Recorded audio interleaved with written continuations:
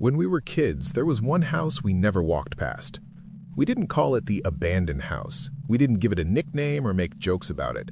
We just knew that when we reached that part of the street, we crossed to the other side without saying anything. It was automatic, like checking for cars before crossing. At the time, I thought that was normal. The house sat a few blocks away from our school, on a street we used almost every day. It wasn't completely falling apart. The roof was intact. The windows weren't boarded up. From a distance, it looked like someone could still be living there, but no one ever was. The yard was always overgrown in a way that felt wrong. Not wild, not abandoned, maintained just enough to look intentional. The front door was closed, always, and the curtains never moved. Not in the wind, not at night when lights from passing cars swept across the windows. We noticed all of this without ever talking about it.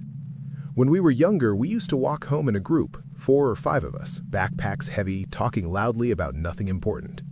As soon as we got close to that house, the conversations dropped. Someone would slow down, someone else would drift toward the other side of the street. Within seconds, all of us were walking opposite it.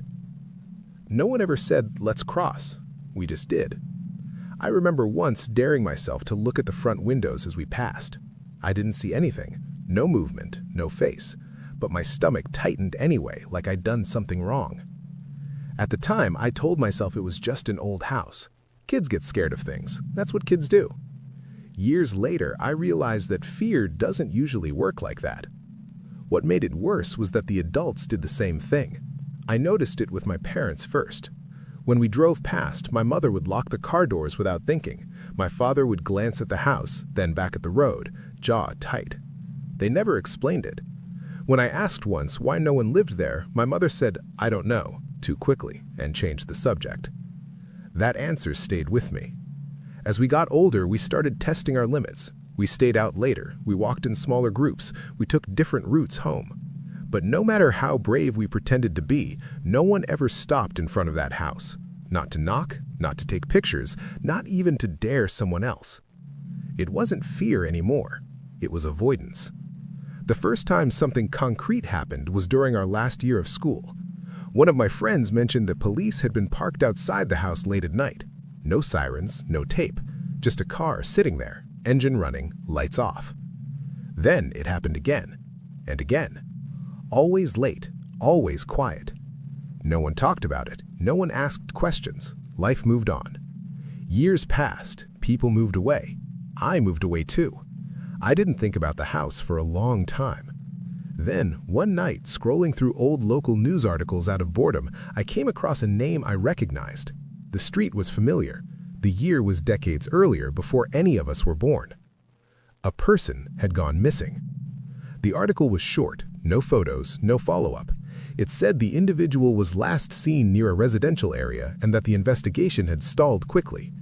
No suspects were named. The case was never officially closed. What caught my attention was the address. It was that house. I kept reading, digging. Older records mentioned that the property had been searched multiple times over the years, long after the disappearance. Not thoroughly, not publicly, just enough to verify conditions. The house had changed owners on paper, but was never renovated, never sold properly, never demolished. It was easier to leave it there than explain why it mattered. I asked around when I went back home for a visit, carefully, casually. People responded the same way they always had. They didn't say much, they just looked uncomfortable. One neighbor finally said, "We don't talk about that place," and that was the end of it. Standing there as an adult, I understood something I couldn't as a kid. We weren't scared because we imagined something horrible. We were scared because someone else already knew something was wrong. Fear had been passed down in glances, in silence, in habits. No warnings, no stories, just behavior. The house is still there. The windows are still dark, and people still cross the street when they reach it. Because some places don't need legends. They just need memory.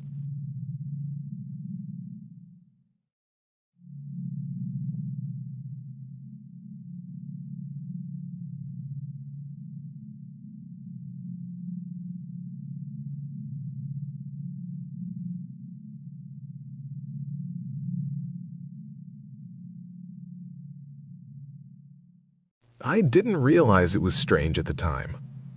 When you're a kid, you don't question patterns, you inherit them. You don't stop to ask why certain things feel normal and others don't. You just move through the world the way everyone else does and assume that's how it's supposed to be. Looking back now, I understand that some habits aren't taught, they're absorbed. Welcome back to Cursed Whispers. There was a street in our neighborhood that none of us ever stayed on. We walked through it every day. We crossed it on the way to school, on the way to a friend's house, on the way to the small shop at the corner. It was part of our routine, so familiar that we barely noticed it. But we never stopped there. Not to tie our shoes, not to wait for someone, not to talk. The moment we stepped onto that street, something subtle changed. Our pace picked up without anyone saying a word.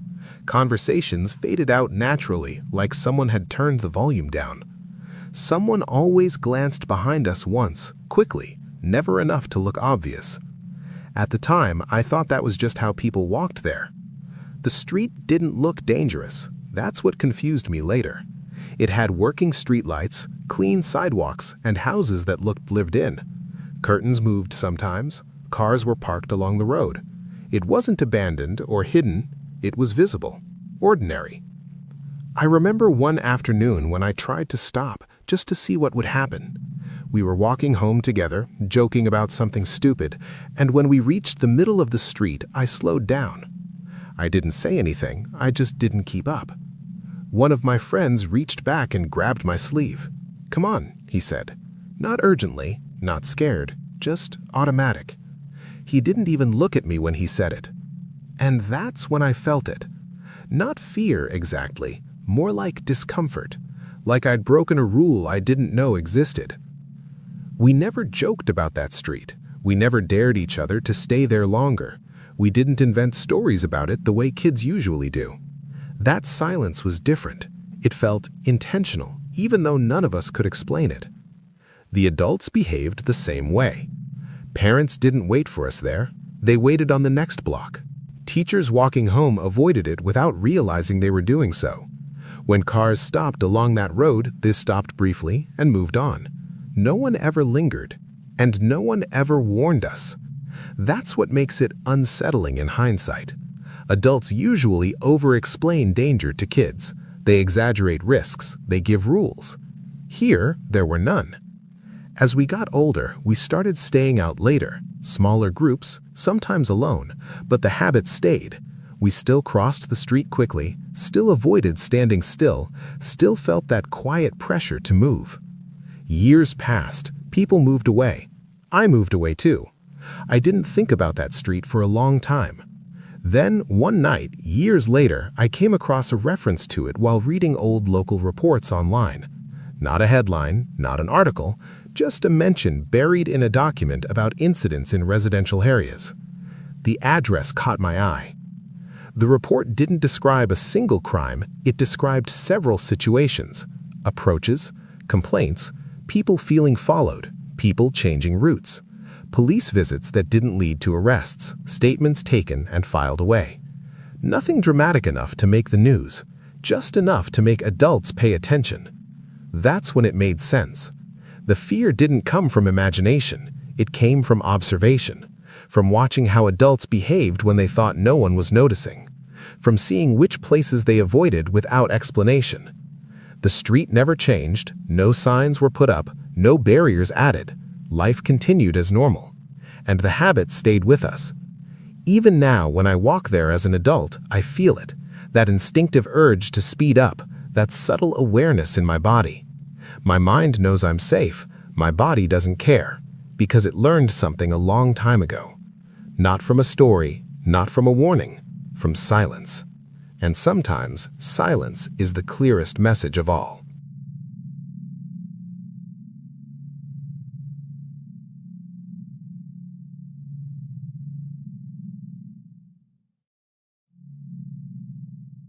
I don't remember when we first noticed him.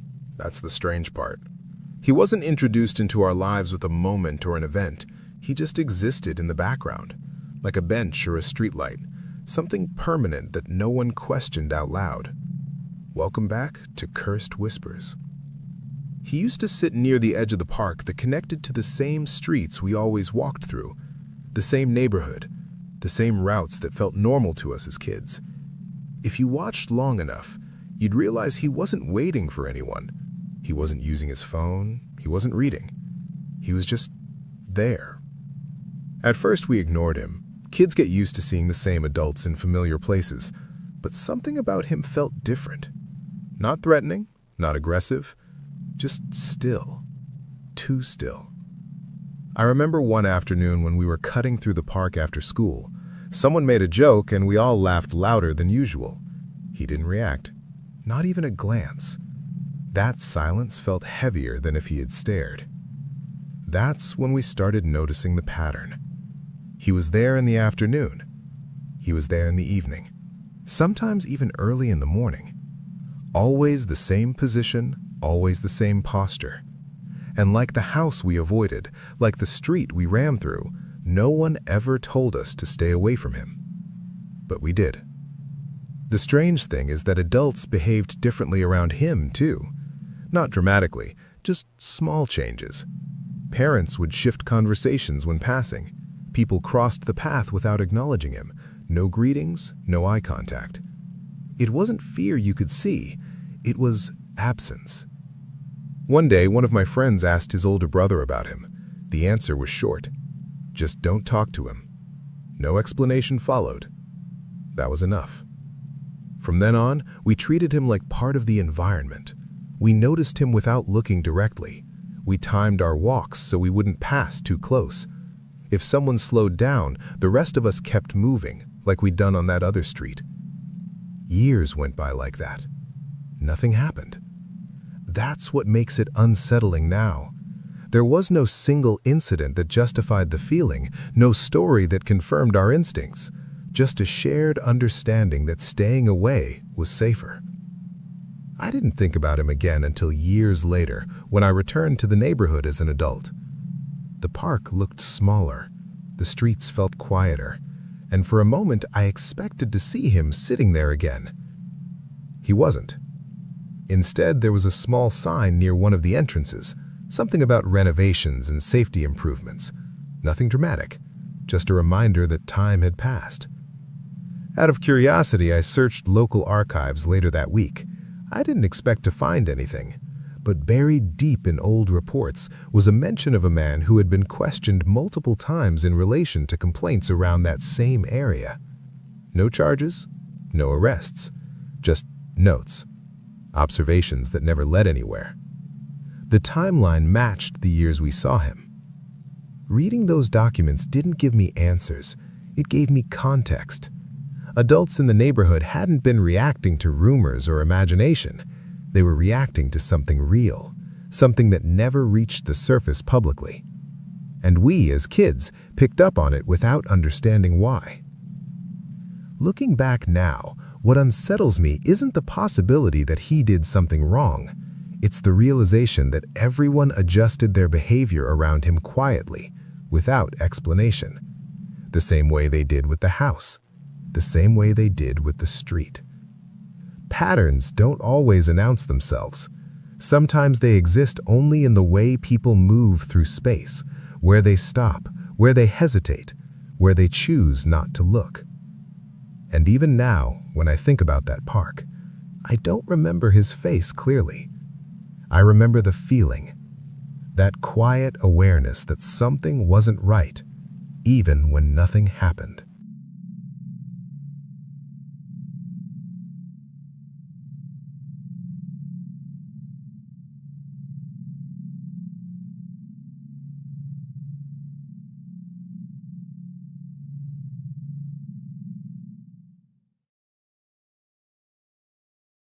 There was a shortcut behind the old buildings that connected everything in our neighborhood. School, the park, the streets we already knew too well. It wasn't hidden or secret. Everyone used it because it saved time, and as kids, saving even 5 minutes felt important. Welcome back to Cursed Whispers. The path ran between 2 rows of fences, narrow enough that only one person could walk comfortably at a time. During the day, it felt normal. Sunlight slipped through the gaps, and you could hear distant traffic from the main road. We used to race through it after school, backpacks bouncing, arguing about nothing. Then one day, we stopped. Not all at once, not dramatically. Someone suggested taking the longer route. Someone else agreed. Within a week, the shortcut became empty. No announcement, no story, just absence. At first, I thought it was coincidence. Maybe people were tired of squeezing through the narrow space.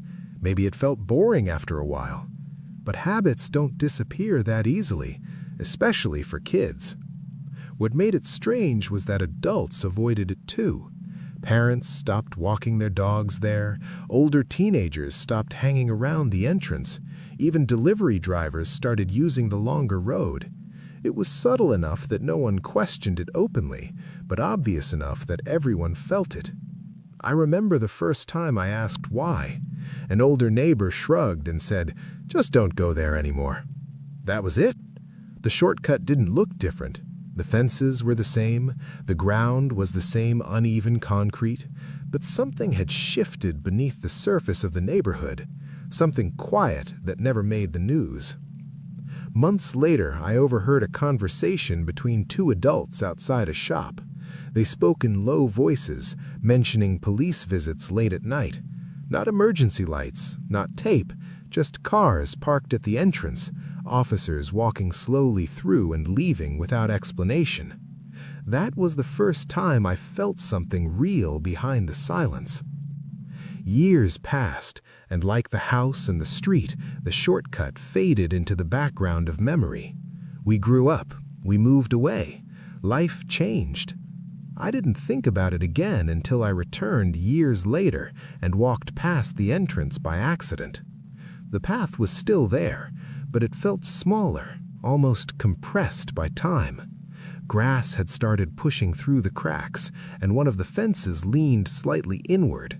Standing there as an adult, I felt the same hesitation I used to feel as a kid. I didn't go in.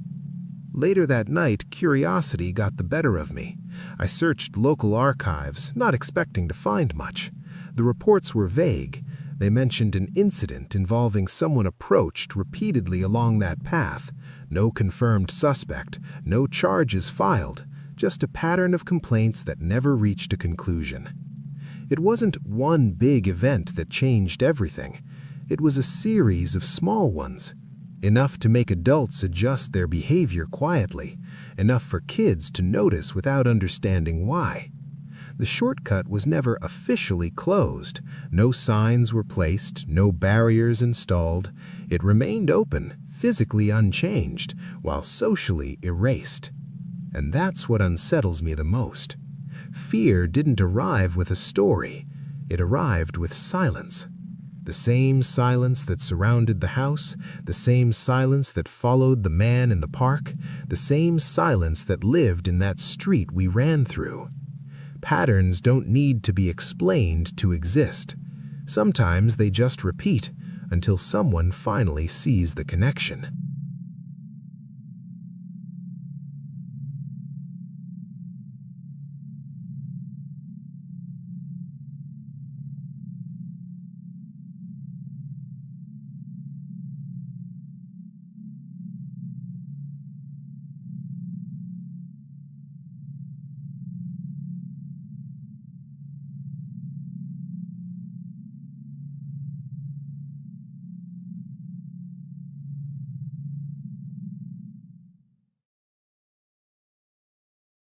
It took me years to realize that none of those memories were separate. For a long time, I treated them like pieces of childhood that didn't belong together. The house we avoided, the street we ran through, the man who sat in silence at the park, and the shortcut that slowly disappeared from everyone's routine. Each memory lived on its own, small and uncomfortable, like moments you don't question until you're older. Welcome back to Cursed Whispers. Coming back to the neighborhood as an adult felt different from how I imagined it would. Everything looked smaller, quieter, almost fragile compared to how large it felt when we were kids. The streets seemed shorter, the park less crowded, the air heavier with memories that didn't fully belong to me anymore. I started at the old house. Standing across the street from it felt familiar in a way I couldn't explain. The curtains were still closed, the yard hadn't changed. Even the light falling across the windows looked the same as it did years ago. Nothing about it screamed danger, and yet my body reacted before my mind did. That same instinctive shift, the subtle urge to move past it without stopping. As kids, we never talked about why we avoided that house. We just copied each other. Looking back now, I realize we weren't copying each other at all. We were copying the adults, the way they crossed the street, the way they avoided looking directly at it, the way conversations faded when we passed nearby. Fear doesn't always arrive through stories. Sometimes it arrives through observation. Later that evening, I walked down the street we used to run through. I didn't plan to rush, but halfway across I felt my pace quicken anyway. It wasn't panic, just a quiet pressure, like my body remembered something my mind had forgotten. I slowed down deliberately this time. Nothing happened. Cars passed normally. Lights flickered on in nearby homes. The street looked exactly the way it always had, and that's what made it unsettling. The absence of visible danger combined with a memory of unease that never fully disappeared. The park was next. The bench where the man used to sit was empty, but the atmosphere felt unchanged. I tried to imagine him there, still, silent, watching without speaking. We never knew his name. We never knew why adults treated him differently. But the behavior around him had shaped us more than any warning could have. I stood there longer than I expected, listening to the sound of wind moving through the trees, thinking about how children learn boundaries without understanding them. The next morning, I passed the entrance to the shortcut. It looked narrower than before, squeezed between aging fences. Grass pushed through cracks in the concrete, and the path felt almost forgotten. For a moment, I considered walking through it, just to prove to myself that nothing was wrong. I didn't. That hesitation told me more than any memory could. That night, curiosity pushed me to search through local archives again. I wasn't looking for a single answer. I just wanted context, something that explained why so many unrelated places felt connected. The documents weren't dramatic.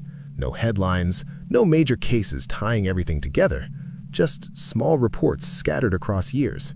Complaints about someone being approached near the park, police monitoring around a residential property, notes about increased patrols near certain streets. Each report on its own felt insignificant. Together, they formed something else, a pattern of quiet adjustments. Adults changing routines, kids absorbing those changes without explanation. Places that remained physically unchanged while socially avoided. I realized then that the neighborhood hadn't been reacting to one event. It had been responding to a series of unresolved situations, not enough to create public panic, but enough to reshape behavior over time. And behavior spreads faster than information. Children don't need details to feel tension. They watch how adults move. They notice where people hesitate, where conversations stop, where silence replaces explanation. That's how the patterns survived. Even now, years later, walking through those same streets feels like stepping into a memory that never fully ended. The house still stands. The street remains open. The bench waits under the streetlight. The shortcut still exists, unchanged. Nothing dramatic marks those places. No signs, no warnings. Just the quiet knowledge carried by the people who live there. The most unsettling part isn't what happened in the past. It's how easily fear became routine. How an entire neighborhood adjusted without ever saying why. And maybe that's the real reason those memories feel connected now. Not because they were part of a single story, but because they were part of a shared silence. Some patterns don't need explanations to last. They live on in the way we walk, the way we avoid certain corners, the way we speed up without realizing it.